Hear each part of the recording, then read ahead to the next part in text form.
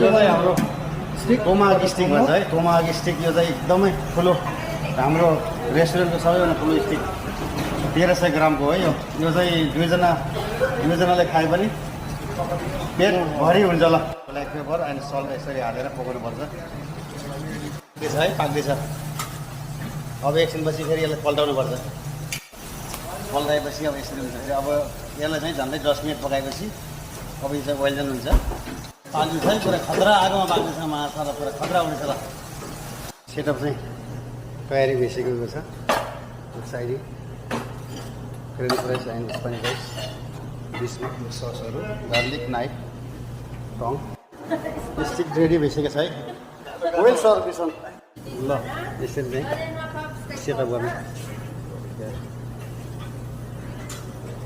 Very happy okay ल। Ready न man? Sorry now. Okay, thank you so much.